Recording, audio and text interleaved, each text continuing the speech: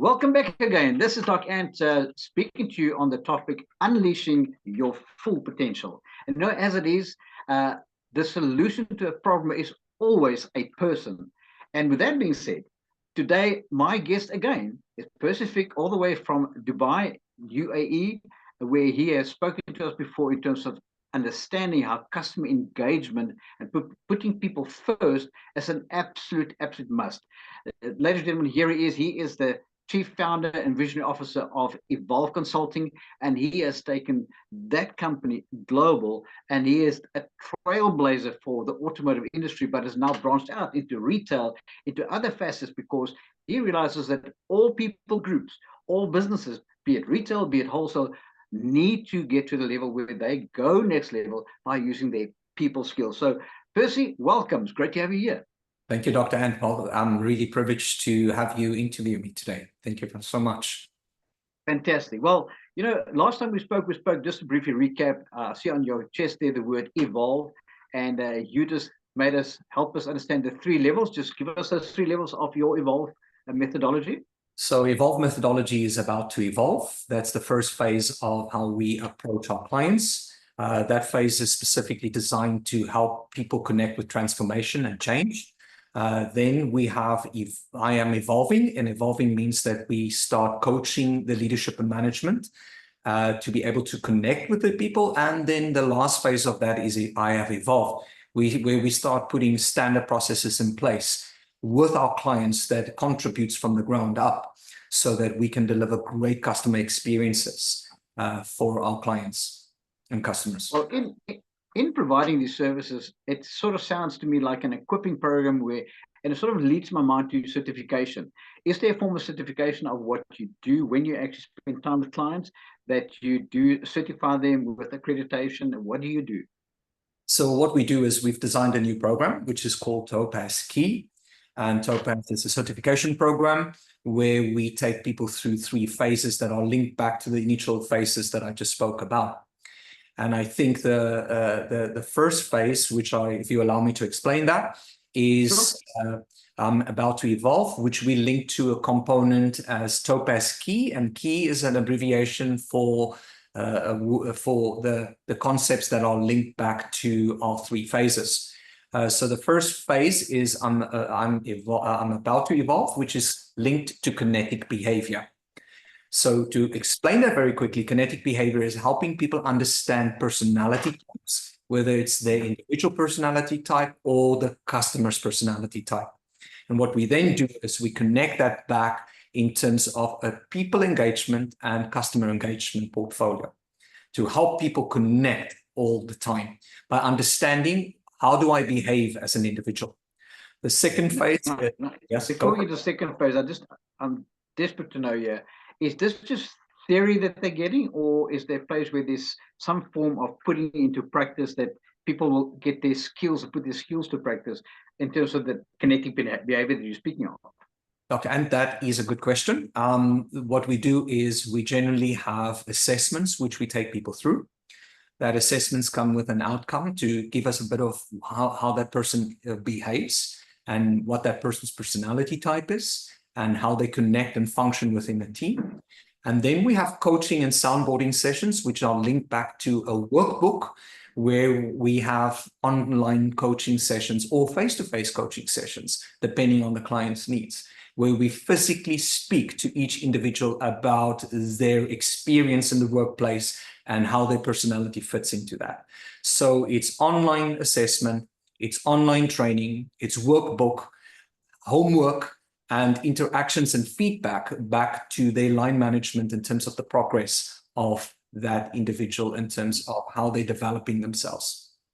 So glad to hear that, because, you know, I know so many people that go on some sort of corporate outing and it's a book that gets shelved on the shelf and they never go back to the book again because there's no practical application. So I'm so glad to hear that your program involves the after working in terms of, call it workshopping, assessments, and also, I suppose, some form of testing, whether they have evolved in it. Is that right? Yeah, and a fantastic thing is what we generally do is at the end of the first phase, usually a lot of the leaders do not like to present. So we get them to a confident level where they can talk to people about who they are and how they manage and how they lead and present back in terms of what they're doing in their workplace. It's a great success story because we help people gain the confidence by understanding who they are. And it's not just homework, it's actually interaction on an ongoing basis, which we then tie back to performance development in terms of helping people drive forward, specifically in the first phase. Fantastic. So you spoke about Topaz KEY, you also spoke about kinetic behavior. So am I right in saying that you are busy with the word key? I've had the K, right. correct. 100%. So K is Hit me with the E. What is the E? E is enlightened curious. strengths, and enlightened strengths is got a very strong Gallup Clifton Strengths portfolio. We use the Gallup leadership or manager report or the individual report, depending on the client, to be able to assess what people are naturally gifted at. So if we look at the first phase and we connect that to the second phase by saying, I understand my personality type, but also now I know what my eye color is because it's so natural to me. How do I behave in my most natural environment with what I'm most gifted at? And we combine the two. But the second phase is specifically to look at talents, whether you are an executor, whether you are a relationship builder, whether you're an influencer, or whether you're a thinker. And if we take that combination of that with the behavioral style, it's a very powerful tool to help people connect with people because we're taking off the layers or we're peeling the layers of the onion, getting deeper to the authentic individual in terms of who they truly are and how do they behave and what are they naturally gifted at. We do not have time to focus on people's weaknesses. We don't ignore them, we just manage them. But what we do is we take what people are naturally gifted at and strengthen that. And then we combine the team with those strengths to say, who's the best person to do that task or deliver that project or speak to a customer or connect with a customer. Because now that we know what their behaviors are and what their strengths are, it's a very good indication whether someone either fits the front line, whether they fit the sales role, or they prefer a back office job, or is an individual contributor. And in many instances, it helps us to realign the organizational structure of a business to be able to get the best out of people. You know what I see? I sort of see a flight of stairs, sort of like a ramping up or stepping up in the process. That's what it feels like to me. Is that really what you're aiming at here? Is that you solidify who they are in terms of the behavioral types that you spoke about, then you have the strengths, but that combination, those two, cannot be seen in sort of independently, but they are combined, so you get a step up approach. Am I right? That's such an important statement, Dr. Ant. People do not fear change, in my opinion. Mm-hmm. They adapt to change once they know what the change result might be. Then the acceptance of saying, okay, I might consider changing now or adapt to an environment or to a situation or change for that matter is much easier because the message is clearer. I now know how I'm going to accept change. I now know how I deal with change. And your leadership now knows how that person reacts to change. And that is the wonderful thing. That's why it's a stepped approach. You can't climb Mount Everest in one day. Mount Everest is a summit and takes generally 2 to 3 weeks to climb. And yes, the reality behind it is that if I put everything on one plate with the individual, we will just lose them. And that's why you're absolutely right. It's a stepped approach to help develop an individual over a certain period. I love that. And like I've seen with most sporters, that wherever there's a coach, wherever there's a mentor, you have an aspect of somebody that has been there ahead of you. There's always the person that can make you believe that they can achieve and they actually can summit. And I think that is one of the pivotal issues here in terms of as we are stepping up and ramping up and we're busy unpacking this key that you're speaking about, that we understand it's not solo. And that is that there are people who've been there before you and people that can guide you through the process. Now, do you have certain what I call checks and balances as you go, or milestones that you achieve to see whether people are actually growing or they're regressing? Do you have checks and balances in place? 100%. So yet again, we see that a major growth of the engagement survey. I'll use a perfect example. We had a client here where we had one of the leaders with a very low engagement score. Over the last 18 months, he has passed the highest scoring engagement leader. Why? Because he just typically embraced every single step, worked through the work material, had a very good conversation with his soundboarding coach or mentor. There's an infrastructure where we set up mentors in the dealership or in the organization that becomes almost change agents and assists with this process. So it's not just us going in and delivering a product or a service. We equip our clients to be able to take it over. And well, you know what I hear there? First, I hear there that in the old corporate fashion, if somebody's sort of not gelling, it's just cut the guy out and that's it. In a story, boot him out. Yeah. But what I hear here is that there's somebody that walks alongside and make sure that we extract, as I can say, the honey from this guy, the essence of who the person is, to give them the best chance at making that job and being effective in that job. Yeah, I'll tell you what the success story is, Dr. Hand. Once you combine the power of 2 or 3 people, that is the success story. So I understand an individual, I understand the combinations of individuals, and that's why the second phase is so important, of understanding people's natural talents. Because I can now combine people to work collaboratively in a team for a greater cause. The result of that is that someone grows because they're learning from each other. They learn how they can adapt in a world that's difficult, or if they haven't got the knowledge how to deal with people, they go and learn from someone that's really good at with people. We're not trying to change them.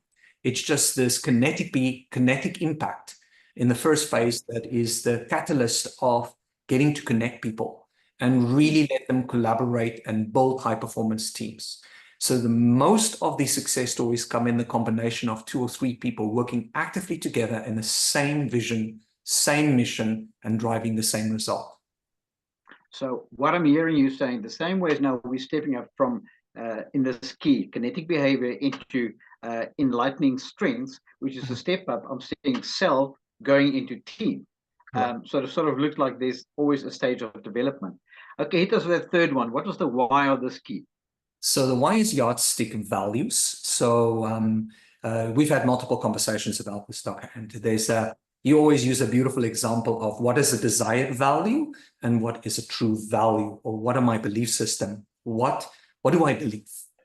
And we do this through an assessment of a 4D report. And it gives us from what the personality type is to what drives this person as a value internally. You always use the example of saying family is a value. And you have conversations with people and you ask them the question of, when last did you speak to your family member? Oh, 2 weeks ago. Oh, well, then obviously family is a desired value, but not a true value. So what we want to do is we want to get to this authentic value driving force of understanding what are people's true values. Am I economically driven? Am I politically driven? Am I driven by humanitarian or social aspects of life? Whatever that might be, in terms of the measurables that we have in this assessment criteria. And what we find is that once we understand what a person's value is, it's very easy to convince them to be able to really change. Because that's the last phase, you removing the complete mask. Once you've unlocked the personality type, once you've unlocked their natural talents, and you understand their values, there's no more space to hide. You're open. But here's the wonderful thing about being open. We did it in such a sensitive and calculated way without damaging the individual, that they naturally open up about who they are because they're comfortable to do that. A safe environment has been provided for them where they can reflect, where they can grow, and where they can develop. I haven't told you about this yet, but we've added another component to it on the values aspect, which is an involvement of the values perspective. We call it AQ, which is adaptability,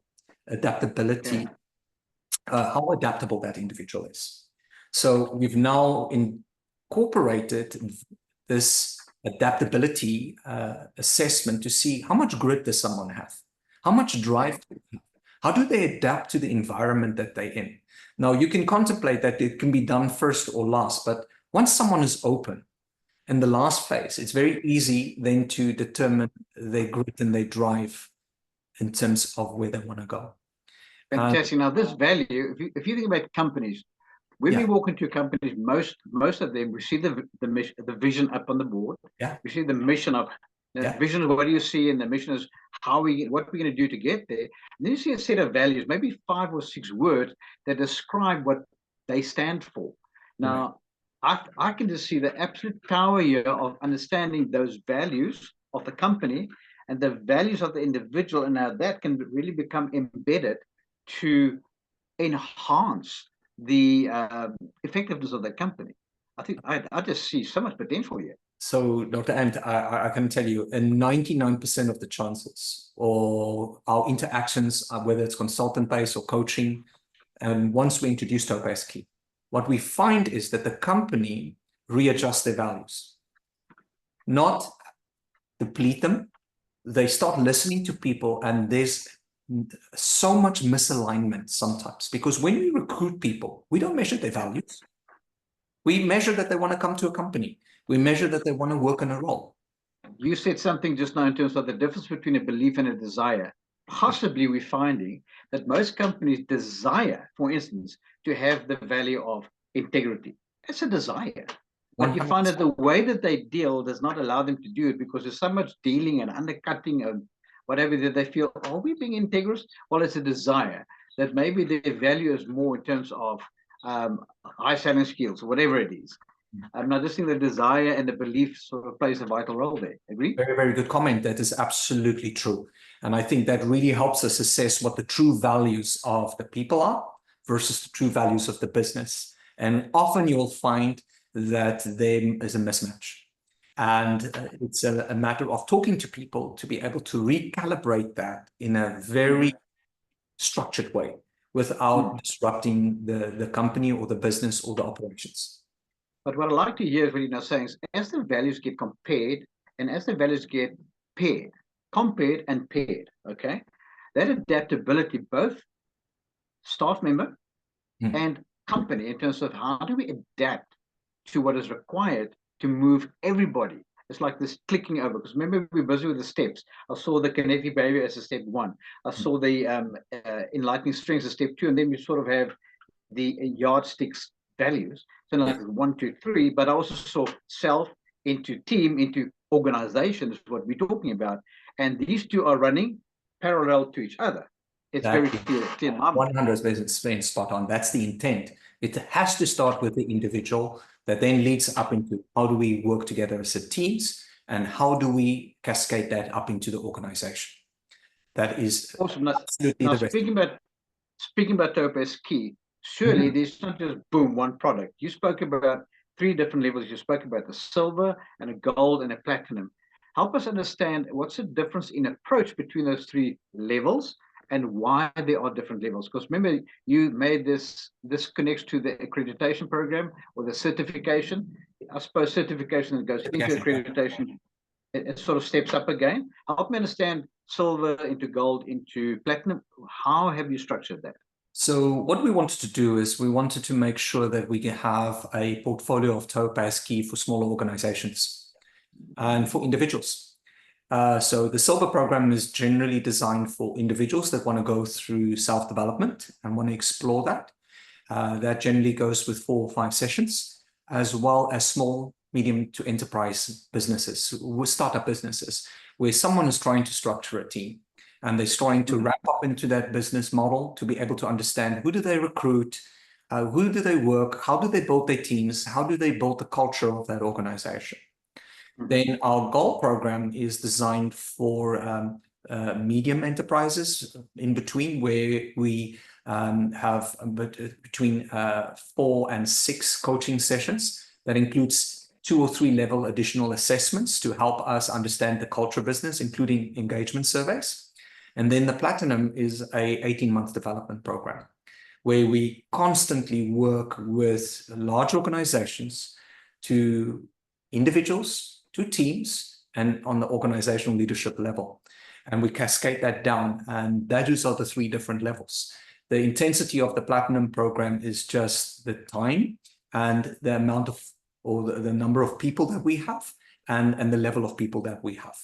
And that's the difference between the levels. But it was structured that way so that we make it cost effective as well as impactful for smaller organizations to absorb.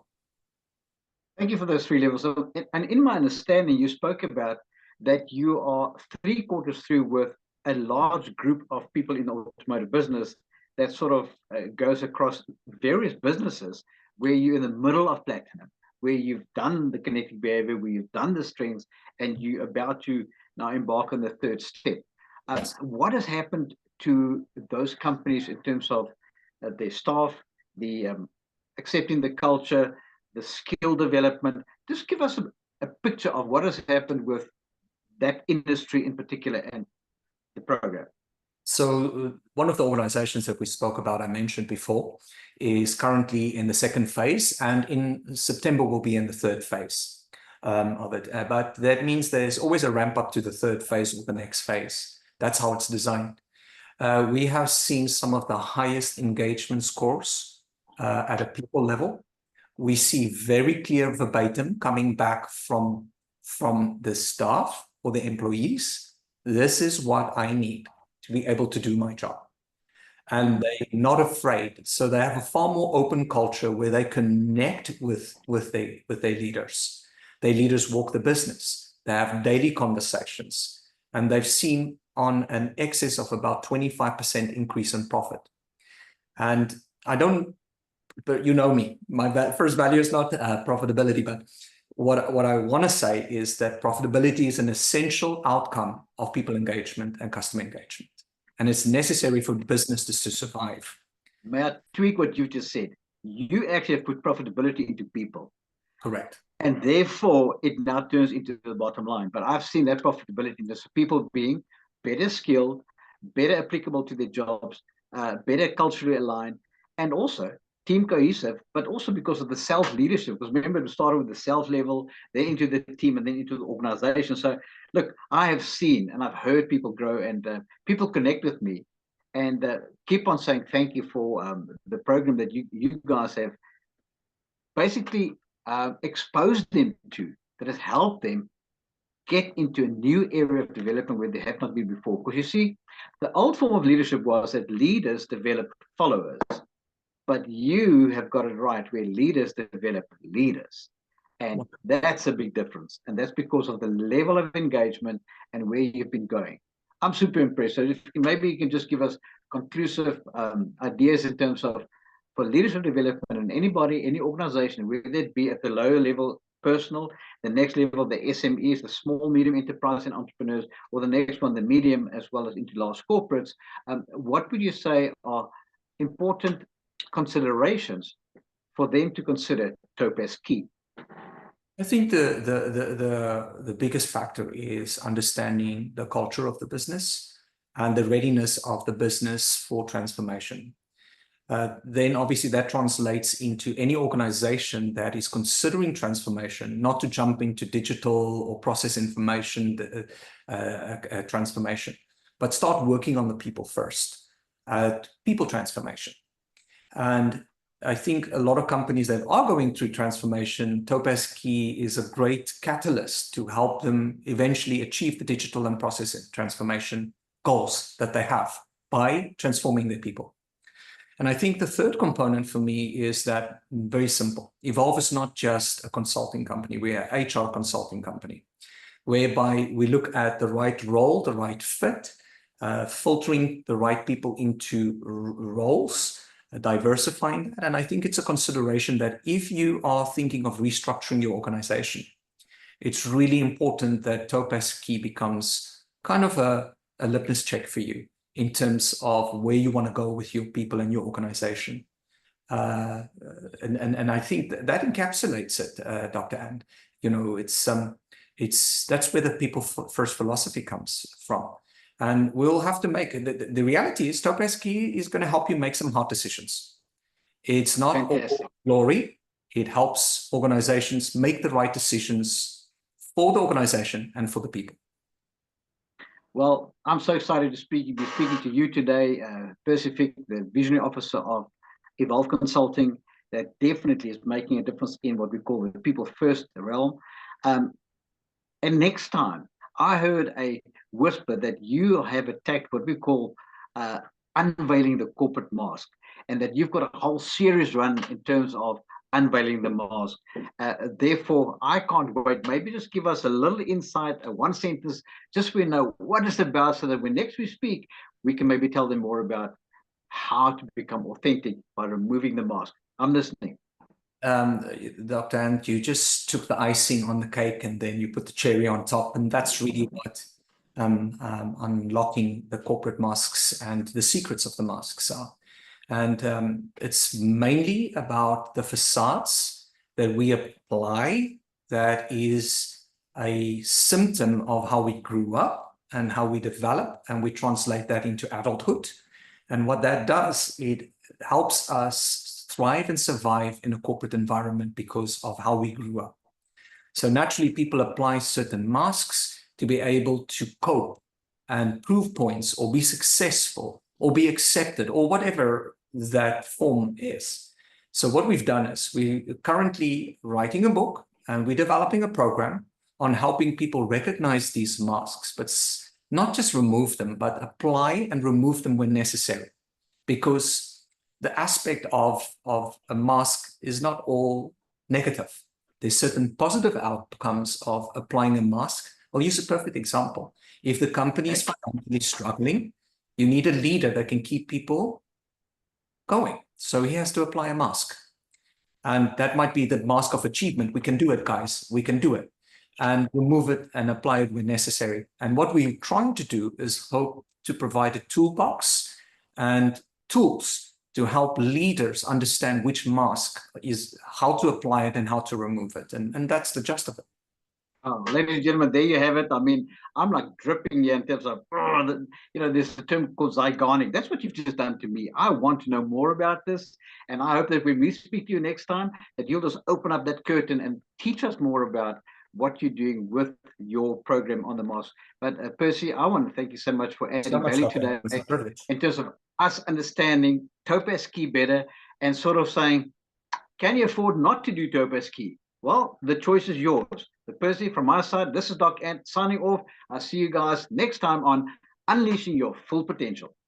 Thank you, Dr. Ant. Thank you so much. Great privilege. Thank you.